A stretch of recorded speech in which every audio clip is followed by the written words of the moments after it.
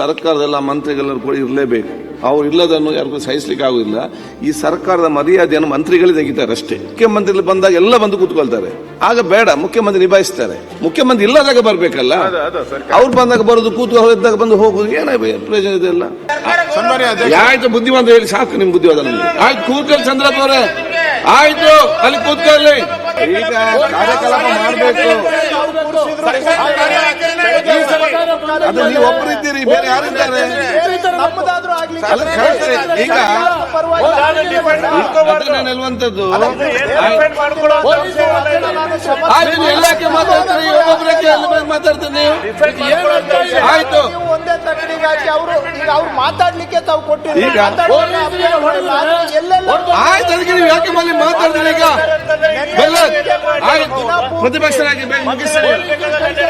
ಆಯ್ತು ಅವರೇ, ಆಯ್ತು, ಬುದ್ಧಿವಂತ ಹೇಳಿ ಸಾಕು ನಿಮ್ ಬುದ್ಧಿವಾದ ನಮ್ಗೆ. ಆಯ್ತು, ಕೂತ್ಕೊಳ್ಳಿ ಚಂದ್ರಪ್ಪ ಅವರೇ, ಆಯ್ತು ಅಲ್ಲಿ ಕೂತ್ಕೊಳ್ಳಿ. ಆಯ್ತು, ಹೌದಾ, ನಾನು ಇಲ್ಲ ಅಂತ ಹೇಳಿ ನೋಡಿ. ಪ್ರತಿಪಕ್ಷ ತಾವೇನಿವತ್ತು ಹೇಳ್ತಿದ್ದೀರಾ, ಅದು ನಾನು ತಪ್ಪಂತ ಹೇಳುದಿಲ್ಲ. ಸರ್ಕಾರದೆಲ್ಲ ಮಂತ್ರಿಗಳು ಕೂಡ ಇರಲೇಬೇಕು. ಅವ್ರು ಇಲ್ಲದನ್ನು ಯಾರಿಗೂ ಸಹಿಸಲಿಕ್ಕೆ ಆಗುದಿಲ್ಲ. ಈ ಸರ್ಕಾರದ ಮರ್ಯಾದೆಯನ್ನು ಮಂತ್ರಿಗಳೇ ತೆಗಿತಾರೆ ಅಷ್ಟೇ. ಇಷ್ಟು ಉತ್ತಮವಾದ ಕೆಲಸ ಮಾಡಿಕೊಂಡು ಸರಿಯಾದ ಸಮಯಕ್ಕೆ ಬರದೆ ಈ ಮಂತ್ರಿಗಳೇ ಆ ಒಂದು ಗೌರವ ತೆಗಿತಾರೆ. ಬೇರೆ ಎಲ್ಲ ಕೆಲಸ ಮಾಡಿಕೊಂಡು ಇವತ್ತು ಆಯ್ತು ಆಯ್ತು ನಾನು ಹೇಳಿ ಕೇಳಿ, ಮುನಿಯಪ್ಪನ ಮಂತ್ರಿ ಅವರು ಕೇಳಿ. ಇಲ್ಲಿ ಸಂಜೆ ಹೊತ್ತು ಆಗುವ ಕೃಷ್ಣ ಬೈರ ಒಬ್ಬ ಬಿಟ್ಟು ಬೇರೆ ಯಾರು ಇಲ್ಲ. ಅವ್ರು ಇದ್ದ ಕಾರಣ 4-5 ಜನ ಮಾತಾಡಿದ್ರು. ಅವ್ರೊಬ್ಬರು ಇಲ್ಲದಿದ್ರೆ ಅವ್ರಿಗೆ ಮಾತಾಡುವ ಅವಕಾಶ ಇರಲಿಲ್ಲ. ನಾವೆಲ್ಲರೂ ಕೂಡ ಸಾಯಂಕಾಲ ತಗೊಳ್ತೇವೆ. ಈ ಅಸೆಂಬ್ಲಿಯಲ್ಲಿ ಮಂತ್ರಿಗಳಿಗೆ ಬರ್ಲಿಕ್ಕೆ ಇಷ್ಟ ಇಲ್ಲದ ಲೇಟ್ ಆಗಿದೆ, ಮತ್ತೆ ಯಾಕೆ ಮಂತ್ರಿ ಆಗಬೇಕು? ಬರುವವರು ಕೂತ್ಕಳಿಸಿ ಅಲ್ಲ, ಮಂತ್ರಿ ಆಗ್ಬೇಕಂತೆ. ಅಸೆಂಬ್ಲಿಗೆ ಬಂದು ಕೂತ್ಕೊಂಡು ಉತ್ತರ ಕೊಡ್ಲಿಕ್ಕೆ ಸರ್ಕಾರದ ಪರವಾಗಿ ನಿಲ್ಲಕ್ಕೆ ಆಗುದಿಲ್ಲ. ಅದನ್ನೇನ್ ಮಾಡಬೇಕಾದ್ರೆ ನೀನ್ ಅವ್ರೊಬ್ರು ಇಲ್ಲದಿದ್ರೆ 5-6 ಜನ ಮಾತಾಡ್ಲಿಕ್ಕೆ ಆಗ್ತದ? ನಮ್ಗೆ ಎಷ್ಟು ಸಮಯ ಇದಾಗ್ತಿತ್ತು. ಈಗ ಬೆಳಿಗ್ಗೆ ಅವ್ರು ಕರೆಕ್ಟ್ ಈಗ ತೆಕ್ಕೊಂಡು ನಮ್ದು ಕಾರ್ಯಕ್ರಮ ಇದೆ, ಅದೇ ಅವ್ರು ಹೇಳಿದಾಗ ತಪ್ಪಂತ ಹೇಳಿಕ್ಕೆ ಆಗುದಿಲ್ಲ ಅಲ್ಲ. ಅದು ನಮ್ಗೆ ಡಿಫೆಂಡ್ ಮಾಡ್ಲಿಕ್ಕೆ ಎಲ್ಲಿ ಕೂಡ ಆಗುದಿಲ್ಲ.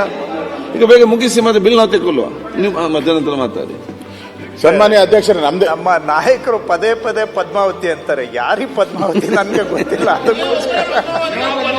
ನೀವೇ ಹೇಳಿ ಯಾವ್ದಕ್ಕೆ ಅಂತ ಹೇಳ್ಬಿಡಿ. ಅಲ್ಲ, ಯಾವ್ದಕ್ಕೆ ಅಂತ ಹೇಳಿ, ಯಾವ್ದಕ್ಕೆ ಅಂತ ಹೇಳಿ. ಉಳಿದವನೊಬ್ಬ ಗೌಡ ಅಂತ ನಾವು ಕೇಳಿದ್ದೀವಿ. ನಮ್ಮ ನಾಯಕರಿಗೆ ಇದು ಯಾವ್ದು ಪದ್ಮಾವತಿ ಇದು ಗೊತ್ತಿಲ್ಲ. ನನ್ಗೆ ಏನ್ ಗೊತ್ತಿಲ್ಲ. ಪದೇ ಪದೇ ಪದ್ಮಾವತಿ ಅಂತಾರೆ. ಅದಕ್ಕೆ ನಮ್ಗೆ ಉಳಿದವನೊಬ್ಬ ಗೌಡ ಬೆಳಿಗ್ಗೆ ಬರಲ್ಲ, ಸಂಜೆ ಬೇಕಲ್ಲ. ನಿಮಗೆ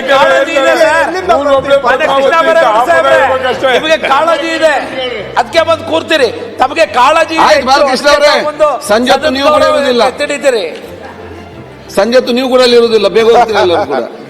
ಅಲ್ಲ, ಕೃಷ್ಣ ಬೈರೇಗೌಡರಿಗೆ ಹೊಗಳಿದ್ರೂ ಯಾಕೋ ಸರಿ ಹೋಗ್ಲಿಲ್ಲ ಅಂತ ಅನ್ಸ್ತದೆ. ನಾನು ಊರಿಗೊಬ್ಳೆ ಪದ್ಮಾವತಿ ಅಂತ ಹೇಳ್ಬೇಕಾಗಿತ್ತು, ಬಿರಿ ಪದ್ಮಾವತಿ ಅಂತ ಹೇಳಿದೆ. ಬೇಡ, ಇನ್ಮೇಲೆ ಊರಿಗೊಬ್ರೆ ಆಳೂರಿಗೆ ಉಳಿದವನೇ ಗೌಡ, ಬೇರೆ ತರ